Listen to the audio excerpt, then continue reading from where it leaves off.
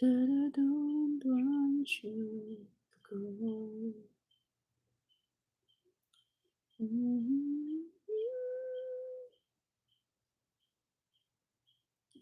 Thinking on the world about myself. Oh, there's nothing done unless I'm just trusting somebody else. Somebody else love again.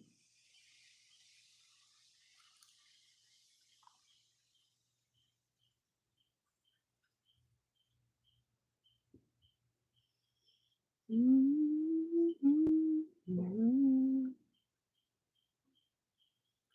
And from the start, maybe I was trying too hard. Crazy cause it's breaking my heart. Things will fall apart, but I know that I don't want you to go. Mm-hmm. Thinking all the world about yourself, and there's nothing done unless I'm trusting somebody else, somebody else love again.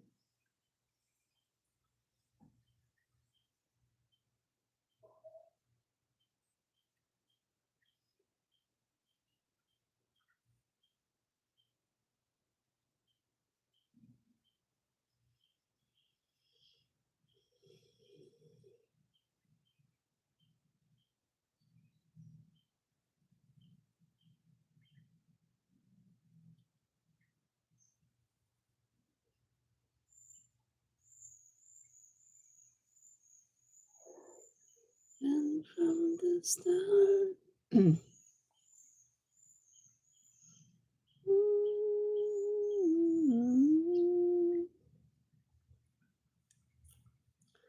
it's crazy cause it's breaking heart. Things are falling apart, but I know that I don't want you to go.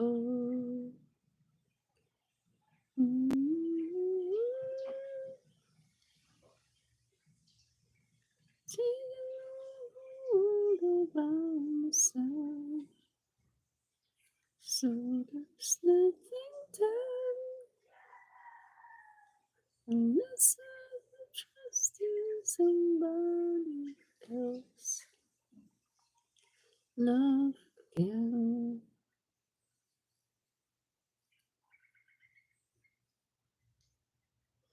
Mm-hmm.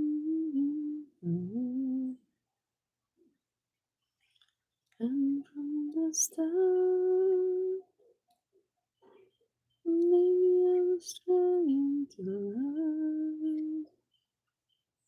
It's crazy cause it's breaking my heart. Things are falling apart, but I know.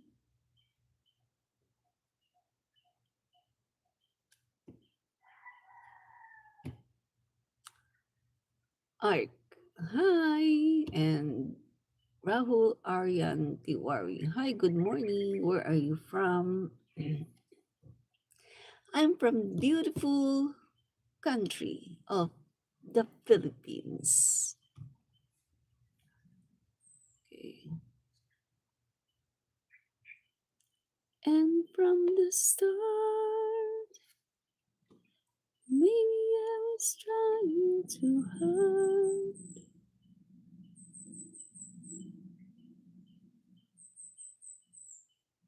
It's crazy cause it's breaking my heart. Things will fall apart, but I know. Oh, New York City from India. Okay. So you're an Indian and you're from New York City. Okay.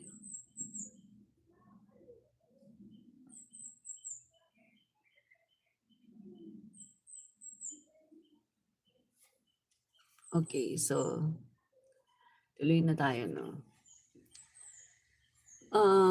Rainier G. Marcelo. Hey. Hey, also. Okay, tuloy na tayo mga kaibigan. Ang topic po natin ngayon ay ito pong napakarami pong naninira ngayon, no? Hindi naman hindi naman siya nawawala, no? Pero itong mga detractors, itong mga naninira kay speaker ay hindi po nawawala, no? So, pag-uusapan po natin 'yan at marami pa po tayong mga bagay na pag-uusapan patungkol po ito sa mga nangyayari ngayon sa ating bansa, no? 'Yan, so sa mga hindi pa nakakilala sa akin, ako po si Admin Rich at meron po akong page din sa Facebook, 'no? Follow niyo po ang aking Facebook page, Admin Rich, at ang aking TikTok, Admin Rich din po, 'no? Rainier G. Marcelo, ako po. 'Yan, okey.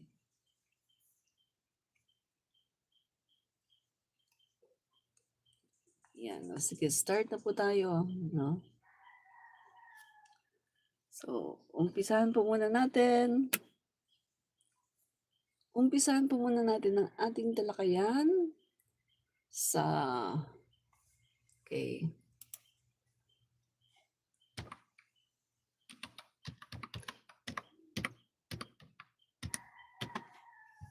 Parang mahina nga yung mahina yung ano, internet.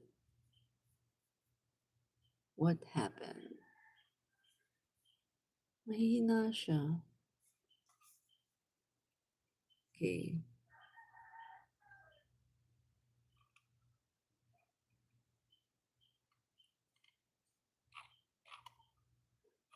So, bago po tayo pumunta sa ating topic, 'no, usap muna tayo saglit tungkol po sa nangyaring SONA ng ating pangulo, 'no. Medyo, i-recall lang muna natin yung nangyari pong SONA sa ating pangulo. Okey.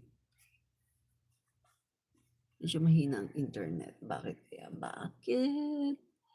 Bakit mahina ang internet? Anong nangyari? Anong nangyari? PLDT. Anong nangyari? PLDT. Yan. Okay. Anong nangyari PLDT? Okay, so mga kaibigan, umpisa muna tayo sa good news, no? So, eto po mga kaibigan, sa pagtupad po ng ating pangulo tungkol sa kanyang sinabi, 'no, tungkol sa pag-improve ng healthcare access sa Pilipinas, ay eto mga kaibigan, ang pangulo natin ay kasama po na nag-distribute na naman ng mga patient transport vehicles, 'yan. So itong mga patient transport vehicles na 'to mga kaibigan ay siyempre ginagamit siya kapag merong pasyente na kailangang isugod sa hospital or kahit na magpapa-check-up, 'no, at nag-ask itong pasyente na 'to sa kanyang LGU, 'yan puwede po 'yan diyan na gamitin, 'no, itong mga patient transport vehicles, 'no. So, ito po mga kaibigan, nag-distribute po ang ating pangulo kasama po ang PCSO. During a program in Dipolog City, Zamboanga del Norte on August 1, 2025. So, ayan na mga kaibigan, no, ayan na naman ang pangulo natin ay nasa Zamboanga del Norte. So, everyday po mga kaibigan, makikita natin na ang pangulo natin ay nasa iba-ibang lugar ng Pilipinas at personal na nag-aabot ng tulong. Hindi po siya katulad nung mga past president na nasa Malacanang lang, natutulog 'no, nakakulambo, pagkatapos nandun lang sa Malacanang, papetiks-petiks, paupo-upo sa opisina. Hindi po gano'n ang ating Pangulong BBM. Ang pangulo po natin ay palaging on the go. Kita niyo naman yung katawan ng pangulo natin, parang parang binata, 'di ba? Walang katiyan-tiyan kasi active mga kaibigan at talagang, clean living, walang sigarilyo, walang bisyo sa pag-inom, ang ang inom ng pangulo ay ano lang occasional kapag meron lang mahalagang okasyon 'no. So, clean living, walang bisyo ang ating pangulo. Naggi-gym kaya kita mo ang ganda ng build ng kanyang katawan. 'Pag nakita niyo siya sa personal mga kababayan, sa edad niya na senior citizen na 67 years old, supposed to be dapat malaki na yung tiyan niyan, 'di ba? Dapat malaki ang tiyan. Ganyan po kasi mga lalaki 'pag tungtong pa nga lang ng yung iba nga 35 lumalaki ng tiyan, eh. Pero ang pangulo natin ang ganda po ng build, ang ganda po ng katawan kasi talagang talagang iniingatan po niya ang kanyang sarili lalo na ngayon na siya ay pangulo na ng Pilipinas. Kasi kailangan po niyang ingatan ang kanyang sarili para din po 'yan sa sambayan ng Pilipino, 'di ba? Paano nga naman siya makakapagsilbi ng maayos sa sambayan ng Pilipino kung siya ay hindi healthy. Kaya ang pangulo po natin ay talagang maingat na maingat sa kanyang sarili, 'no? So, eto po mga kaibigan, a total of 106 PTVs are to be distributed to various cities and municipalities across provinces of Zamboanga del Norte, Zamboanga del Sur, Zamboanga Sibugay, Lanao del Sur, and Isabela City in Basilan. Mga kaibigan, kung maalala niyo 'no, mga ilang araw lang ang nakalipas ay nag-distribute ng napakaraming, patient transport vehicles ang ating pangulo. Akala ko tapos na yun mga kababayan kasi sobrang dami, 'di ba? Pero eto na naman, nag-distribute na naman siya mga kaibigan 'no, sa Zamboanga del Sur, Sibugay, Lanao del Sur, and Isabela City and Basilan. Mga kaibigan, sa pagkakatanda ko 'no, pangatlong beses na itong pagdi-distribute niya. Nung unang beses nakasama po ako no'n mga kaibigan 'no, nung nag-distribute ang ating pangulo at napakarami po ng kanyang dinistribute. So, kitang-kita natin na tinutupad ng ating pangulo yung kanyang sinasabi na pag-anin ang buhay ng mga Pilipino at, sila ay maging mapalapit 'no, yung kanilang access sa healthcare ay talagang mapabilis at mapagaan mga kaibigan 'no. So, tuloy tayo. In line with the president's directive, the distribution of PTVs is part of the PCO's Medical Transport Vehicle Donation Program, with aims to provide local government units, LGUs, and hospitals, especially those in vulnerable and disadvantaged communities with much needed medical transport vehicles. Mga kaibigan, naalala ko 'to noon, eh, sa isang Bagong Pilipinas Serbisyo Fair ng ating pangulo, nandiyan po yung ano, nandiyan po nakaupo 'no, si Mel, Mel ano ba 'yan? Sorry po, nakalimutan ko yung nakalimutan ko yung pangalan. Nandiyan po yung, PCO chairman natin 'no, si Mel. Sorry po nakalimutan ko yung yung ano, surname 'no. Andiyan po siya habang nagsasalita po ang ating pangulo 'no, habang namimigay ng tulong ang ating pangulo sa Bagong Pilipinas Serbisyo Fair. Pagkatapos andiyan po PCSO 'no, General Manager Mel Robles. Oo, na-recall ko na, Mel Robles. Ngayon po, nagsabi po si PBBM, ah, baka naman ano, baka naman puwedeng, mamigay 'no, mamigay na rin ang PCSO ng mga ambulansya. Yun pong parang gano'n yung pagkakasabi ng pangulo natin 'no. Pero siyempre hindi word by word, medyo nakalimutan ko na, eh, yung eksaktong sinabi ng pangulo. Pero ganyan po yung Yung ibig sabihin ng pangulo na kung puwede daw ba or parang lubos-lubusin na ng PCSO ang pagbibigay ng tulong, ay magbigay na rin daw ng mga ambulansya or ng mga sasakyan para sa mga pasyente. At yan nga mga kaibigan, nagkatotoo kaagad 'no? Yung sinabi ng pangulo ay nagkatotoo kaagad at yun nga, namahagi po ng napakaraming patient, transport vehicles. At ito mga kaibigan sa pagkakatanda ko pangatlong buhos na ito ng patient transport vehicles. Yung unang-una ay nakasama ako 'no. So, kitang-kita natin na ang pangulo natin ay tinutupad po niya ang kaniyang mga pangako, 'di ba? 'Yan, napakaganda. Ah, so ito pa mga kaibigan 'no, mag-uumpisa na rin po bago matapos yung taon, ang construction ng 32 kilometer Bataan-Cavite Interlink Bridge na tatawid sa Manila Bay na magbabawas ng biyahe mula sa 5 oras hanggang sa 45 minuto na lang mula sa Maribeles hanggang sa Naik. Wow! Mga kaibigan, so tuwang-tuwa po nito yung mga taga Cavite, mga taga Bataan mga kaibigan kasi ito po ay 5 oras 'no bago ka makarating diyan. Pero kapag natapos po itong, Bataan-Cavite Interlink Bridge ay 45 minutes na lang po ang biyahe, 'di ba? So, napakagaan na po ito, mga kaibigan. So, ano pa? 'Yan. Uy, mga kaibigan, may tawag po ang ating pangulo galing sa German, 'no? German Chancellor, Honorable Friedrich Merz to discuss key areas of cooperation between the Philippines and Germany. Yan. Oh, guys, no, nakikita natin nga sa panahon ni Pangulong BBM, napakarami pong mga world leaders ang talagang nagkaka-interest na siya ay makausap ng personal at nagkaka-interest na siya ay imbitahin sa kanilang country. Iba po talaga ang ating Pangulong BBM. Yan. Okay.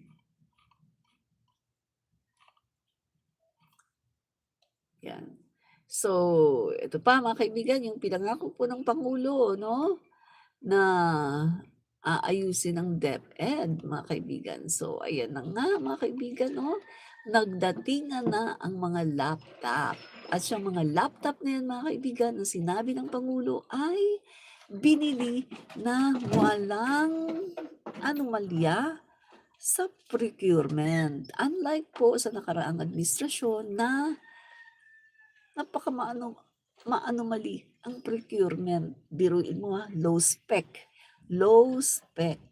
nagahang, old model, tapos napakamahal pa. Samantala ngayon ang ganda po ng laptop ng ating mga guro, mga kaibigan. Kaya, yung mga galit diyan sa ating pangulo, ano na, 'di ba? Kita niyo, ginagawa ng ating pangulo ang lahat ng kanyang makakaya para matupad ang kanyang mga pangako, 'di ba? 'Yan. Okay. So, mamaya na po muli 'no, mga kaibigan, tayo magbibigay ng mga good news 'no. So, umpisahan na po natin ang ating pong main topic 'no. So, ang pinaka-topic nga po natin mga kaibigan ay mga paninira kay Speaker. Mga kaibigan 'no, hindi po tumitigil kundi lalo pong dumadami. Dahil ba sa nakita nila na si Speaker Martin Romualdez ay may potensyal 'no, na maging pangulo sa 2028. Make sense. So guys 'no, so dali, share lang tayo ng konti, Share lang ako ng konti sa group. Ganyan naman mga kaibigan, kapag mabunga, take note kapag ang puno ay mabunga, binabato.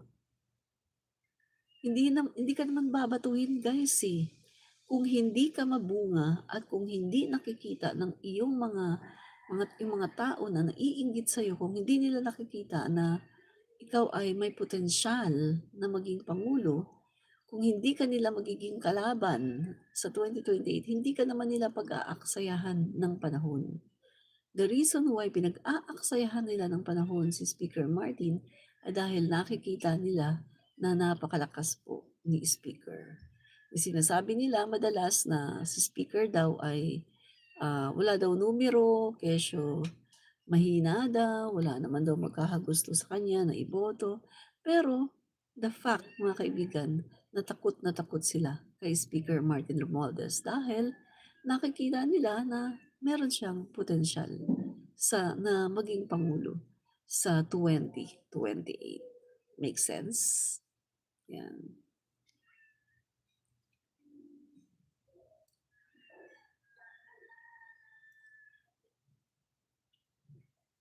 Yan. Okay, so tuloy na po tayo mga kaibigan, no? Okay. Yan. Eto po mga guys. Eto pong mag-ama, no, na Benitez. Ano lang natin pasadahan lang natin 'to, no. Eto pong mag-ama na Benitez ay magkaiba, no. Alam naman natin na si Representative Alby Benitez, mga kaibigan, ay isa rin sa medyo naninira, no. Kung nakikita natin yung kanyang mga ah, post, yung kanyang mga sinasabi ay medyo masasabi natin na may paninira sa ating speaker, no? So, tingnan po natin. Ito pong mag-ama, no, na Benitez ay magkaiba. Si Congressman Alby Benitez, mga kaibigan, ay nagpakilalang independent at patagong dumidiskarte para makasingit sa House leadership. Pero yung kanyang anak naman na si Representative Javi Benitez ay buong suporta naman ang ginagawa kay Speaker Martin Romualdez. Ito mga kababayan, no? Bumoto pabor sa liderato ni Speaker Martin ang kanyang anak na si Javi Benitez.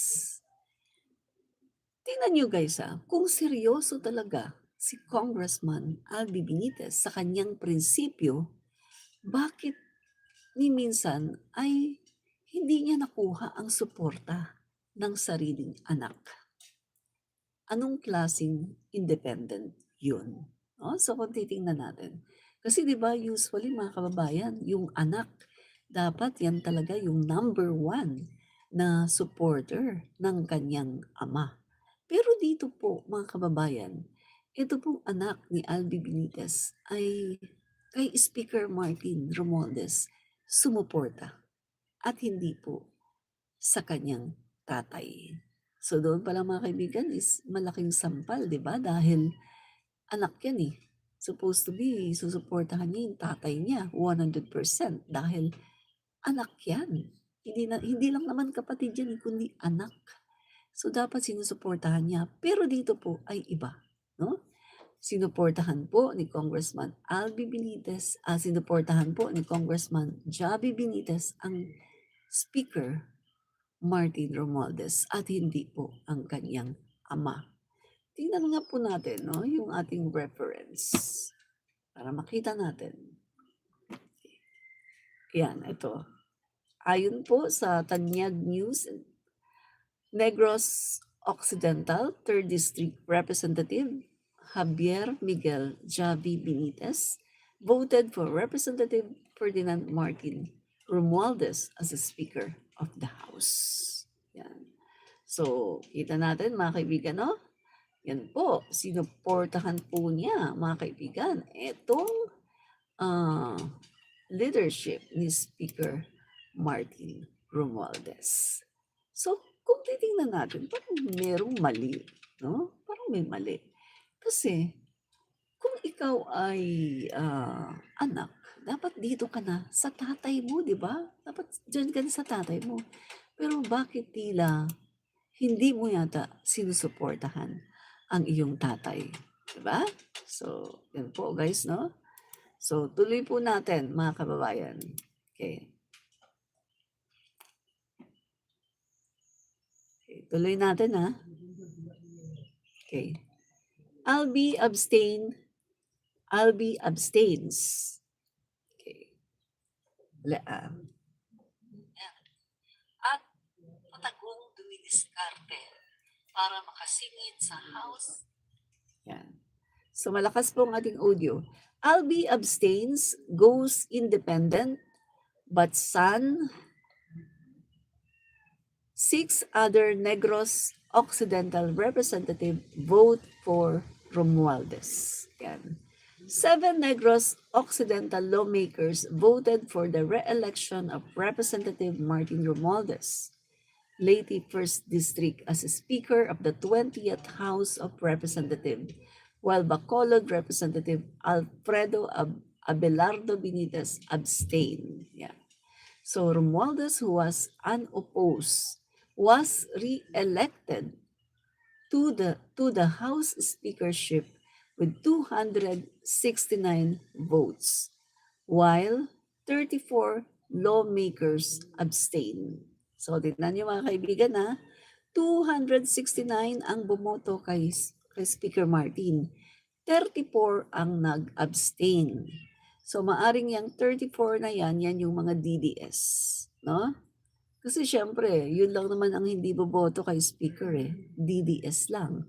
So 34, yan lang po ang kanilang bilang, yung mga DDS, 34 lang po sila. Samantalang ito pong mga sumuporta kay speaker ay 269.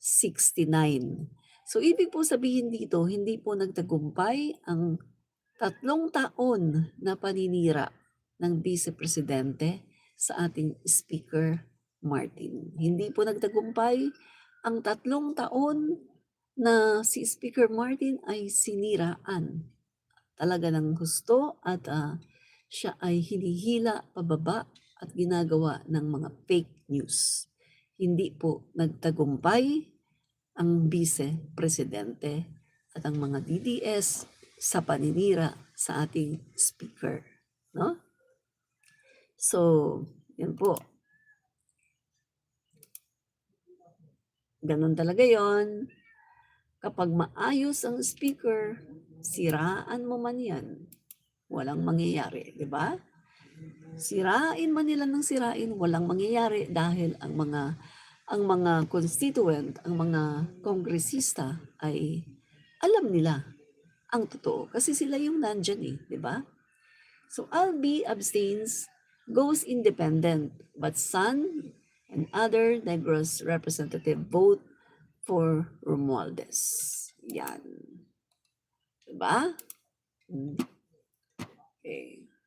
O, tingnan naman natin itong Rappler. Tingnan natin ang sinasabi dito. Yan. Closer look, the problem with Albi Benitez. Yan.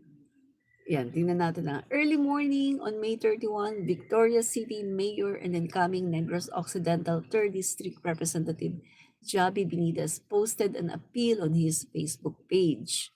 It's a cry of pain, familiar with any child forced to endure a world looking on and commenting a celebrity parent's feud.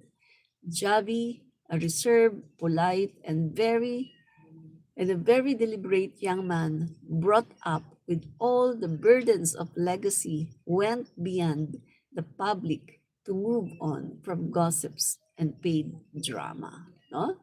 So his prayer for his parents to come to an understanding came with a December 2023 photo of a smiling family of 4.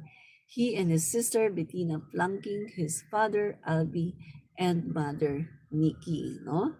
So 2 months after they posted for that family portrait, news broke out of the 58-year-old Albi, mayor of Bacolod City, and its incoming representative having an affair with young actress, enough to be his daughter. Yan. So mga kaibigan, no?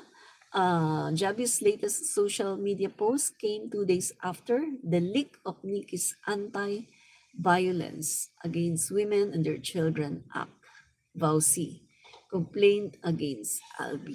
No? So, aside from this recent case of infidelity, she claimed a long history of emotional and psychological abuse, capped by his alleged withholding of a court-approved monthly financial support of 200,000, her restricted access to conjugal assets, and his effort to exert control over our personal and financial autonomy. So, may problema siya, no, mga kaibigan.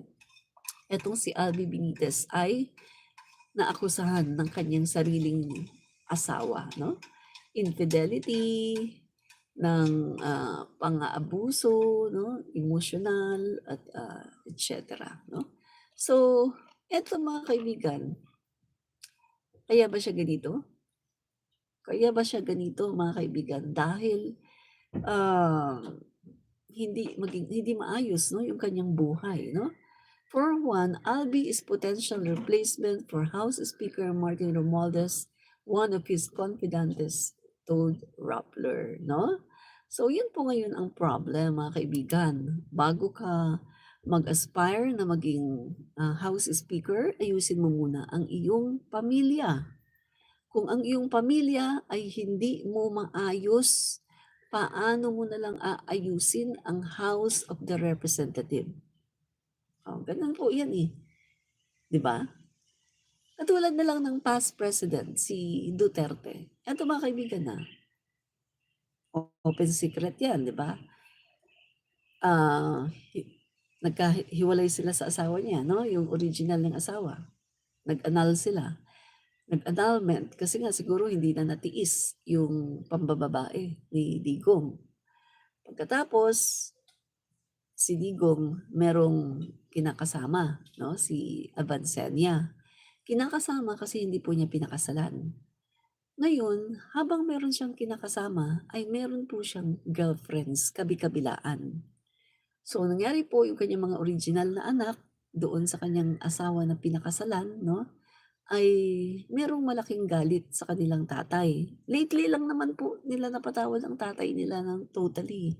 Nung may nangyari lang, no, yung may nangyari kay Sara Duterte sa confidential funds. Doon lang sila talaga nagkaroon ng bonding ng tatay niya kasi parang nagpatulong siya. At eto nung napunta sa ICC ang tatay niya, doon lang sila nagkaroon ng talagang relasyon, no? Si Sara mismo nagsabi niyan na nung napunta sa ICC ang tatay niya, doon lang sila nagkaroon ng relasyon mag-aama, no? Kasi nga matagal na nagha-harbor sila ng bitterness, ng galit sa tatay nila dahil pinabayaan, no, yung pamilya, yung kabi-kabila yung mga kabit, yung mga girlfriend kabi-kabila. So eto ngayon mga kaibigan, tingnan mo ang nangyari sa Pilipinas. Ang Pilipinas 'di ba nung hinawakan ni Digong, ang Pilipinas po ay lumubog. Ang Pilipinas po ay nabaon sa utang. Ang Pilipinas ay nasa kadiliman.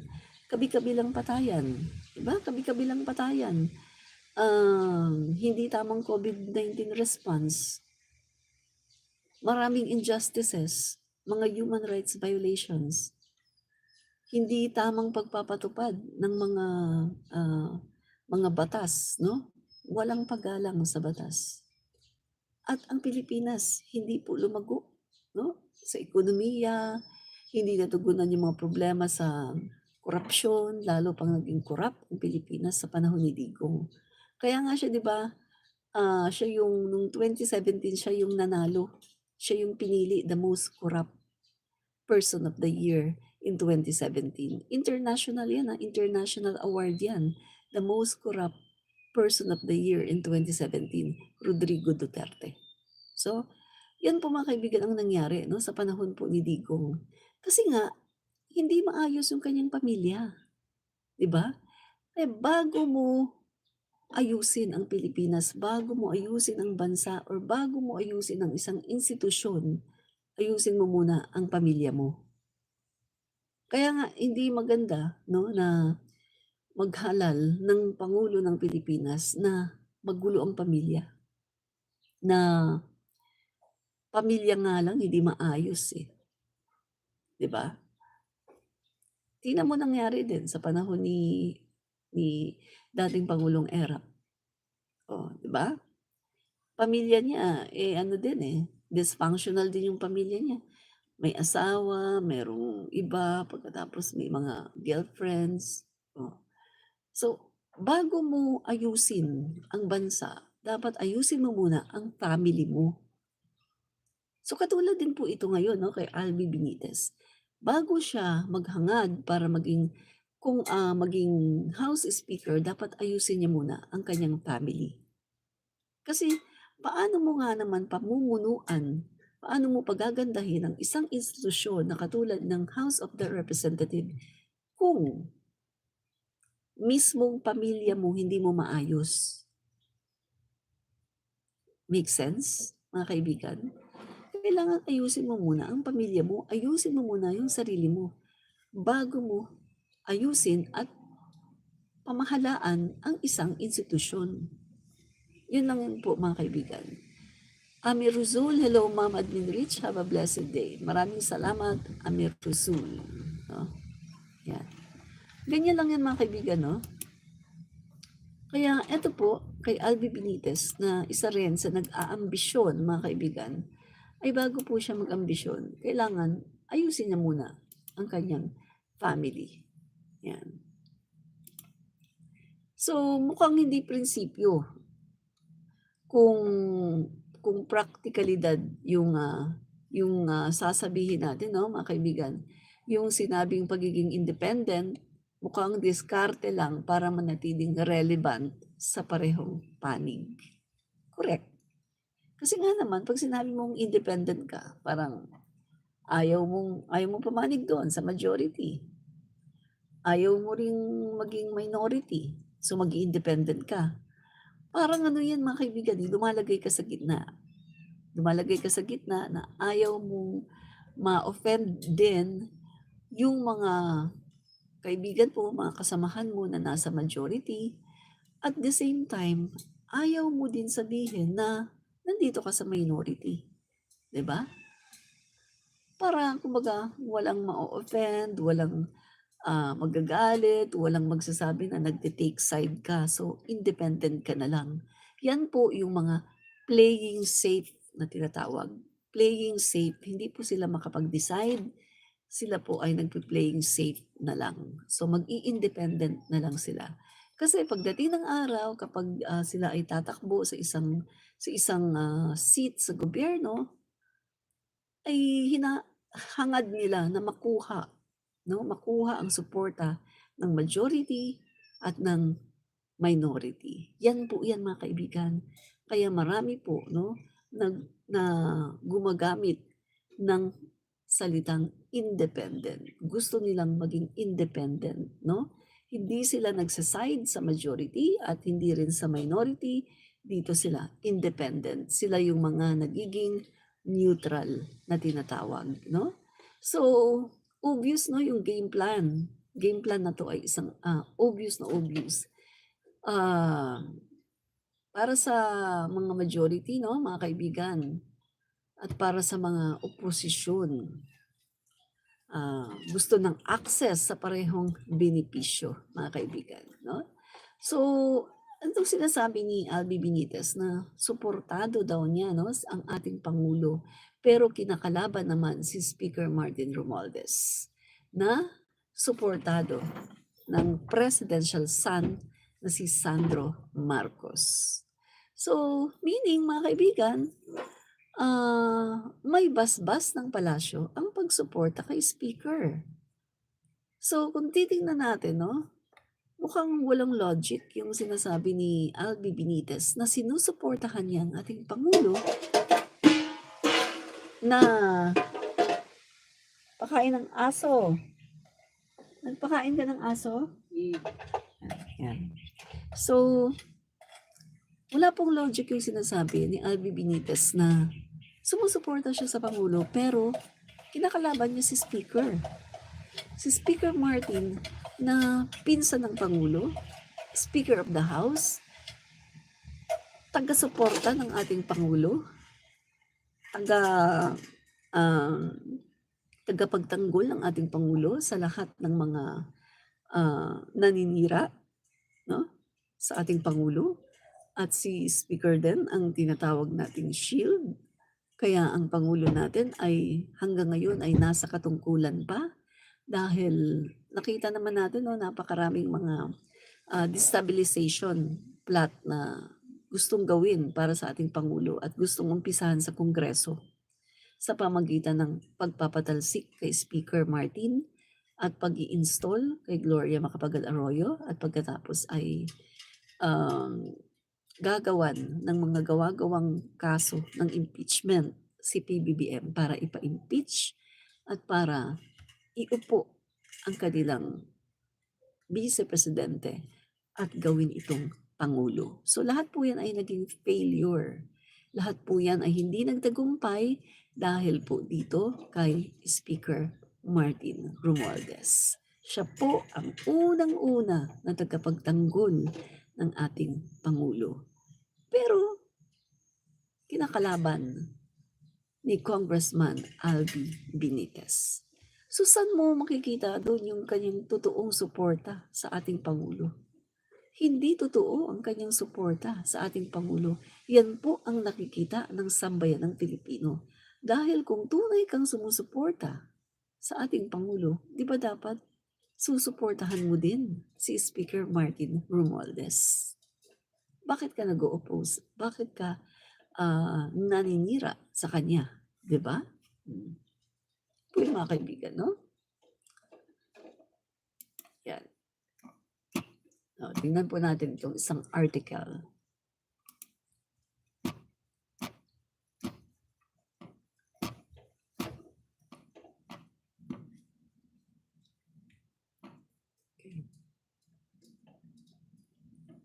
Dali, ang tagal niya magano. Okay. So, yung mga kaibigan, no, wag nating bilang mga mamamayang Pilipino, wag po nating palulusutin yung mga ganitong style, yung mga ganitong strategy, no? Hindi na ito bago sa taong bayan, no? Itong mga ganitong galawan. Silent operators na kunwari ay critical, no? Pero nakikisalo rin at sumasawsaw sa interest, no, ng mayorya. No? Kung talagang may paninindigan itong si Congressman Albi Benitez, sana ay pinangunahan na niya or pinangunahan na niya ang anak niya sa paglayo sa majority, di ba? Kung talagang meron itong paninindigan, bakit mukhang hindi yata niya sinasabihan ang kanyang anak, no? Na, "Uy, wag ito, dito na tayo, no? Mag-independent na lang tayo kasi ganito, kasi ganyan," no? Pero mukhang hindi naman ito nangyayari, no? So, kung titingnan natin, wala siyang paninindigan, kundi protection lang ng mga online gambling na business niya. Yan po ang sinasabi dito mga kaibigan, no, sa article. So, gaano ba ito katotoo, no? So, gaano po kayo ito katotoo mga kaibigan na etong si Albi Benitez ay pinoproteksyonan lamang ang kanyang mga online gambling, no? At nasa ilalim ni Speaker Martin Romualdez, parang may laban na maban ang lahat ng online gambling. Kaya eto ba ang dahilan kaya siya umu-oppose dito kay Speaker dahil kay Speaker Martin Romualdez ay maaring totally maban ang mga online gambling na negosyo nitong si Kong Albi. So nagtatanong lang tayo dito mga kababayan kung totoo ba ito Totoo ba ito, no? Nagtatanong po tayo. Eto pa. Tingnan natin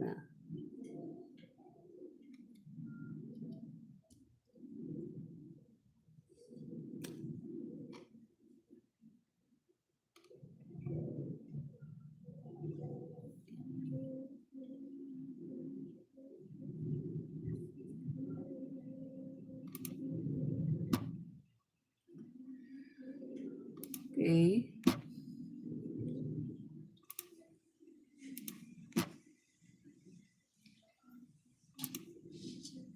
Yan. Ito, tingnan natin yung sinasabi ng politiko. Albi Benitez gets PH first online bingo license. Yan. So siya pala yung ano no, mga kaibigan sa bingo no. Unang lisensya ng online bingo ay nakuha pala ni Albi Benitez. Leisure and Resort World Corporation of Bilyonaryo Albi Benitez is hoping to reignite the fun of bingo playing through its new gaming brand, Bingo Plus. LRWC subsidiary AB Leisure Exponent Incorporation has obtained the first online traditional bingo OTB license from the state-run Philippine Amusement and Gaming Corporation, further expanding its offerings. This new gaming platform lets you play bingo anywhere, anytime you want, as it can be accessed online via streaming. So yun po pala ang kanyang sugal, online gambling, mga kaibigan, ang kanyang business, no? Online gambling. So, ito ba ang dahilan kung bakit tila kinakalaban niya si Speaker Martin at gusto niyang palitan? Dahil ba sa natatakot siya? Nagtatanong lang tayo dahil ba sa natatakot siya? Dahil ba sa alam niya na sa pamumuno ni Speaker Martin na napaka-straight, mga kaibigan, ng kanyang mga pulisiya, ay maaari nga naman na ma-ban totally ang online gambling.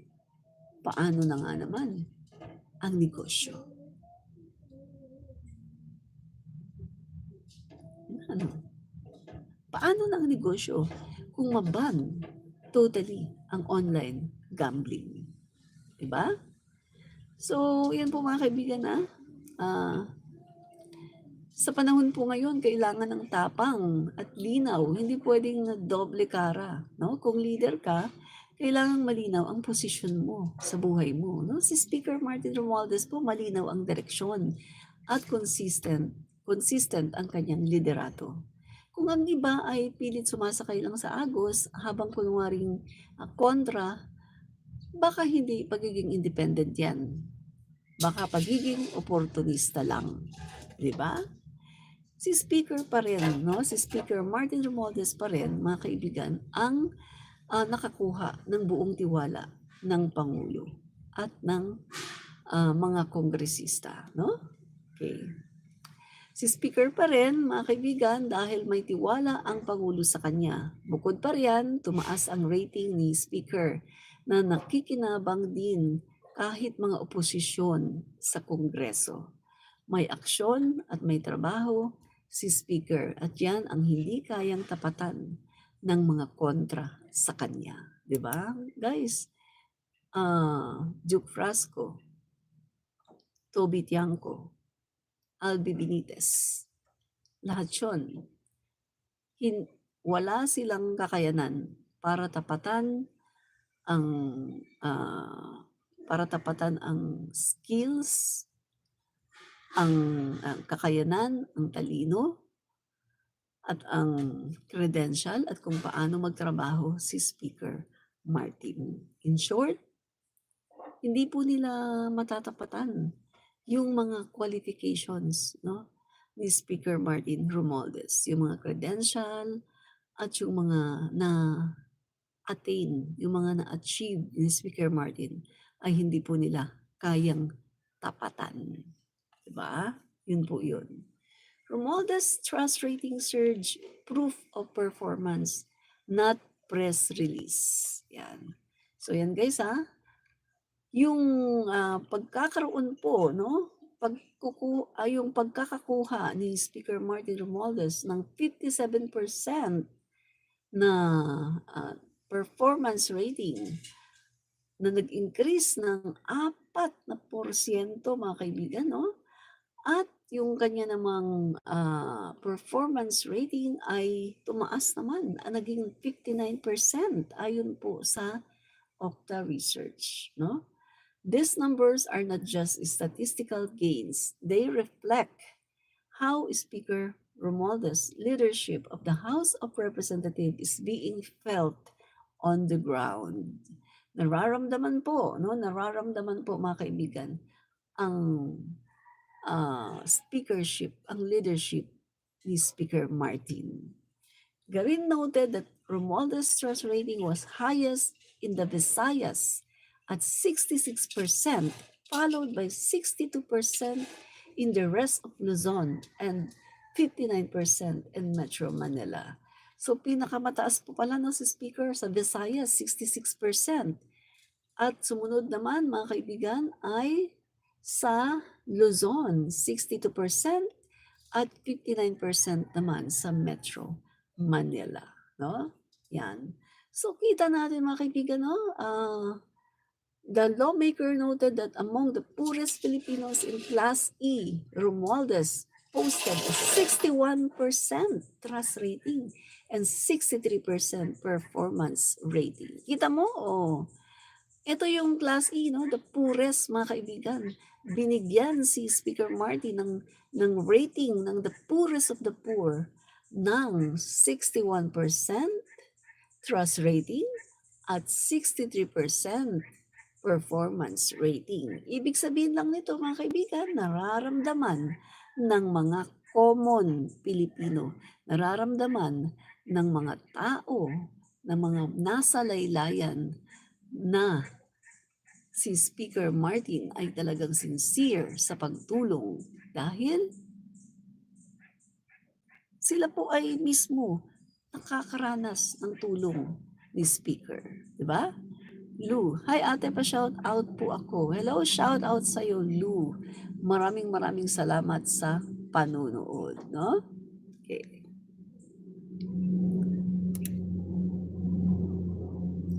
Kaya mga kaibigan, no, yung mga nagcha-challenge po dito kay Speaker Martin Romualdez para maging sila ay maging House Speaker, sila pong lahat ay hindi nagtagumpay, 'di ba? Hindi po sila nagtagumpay, mga kaibigan, no?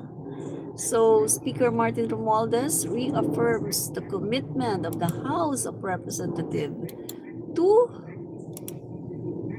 champion the welfare of Filipino workers. In his message on Thursday night during the 102nd birth anniversary celebration of Attorney Democrito T. Mendoza, founder of the Association of the Associated Labor Union Trade Union Congress of the Philippines, he described the late labor leader as a guiding light who stood for justice and compassion in the labor movement at a time when it was not easy to do so. Yan. Po mga kaibigan, no? Yan.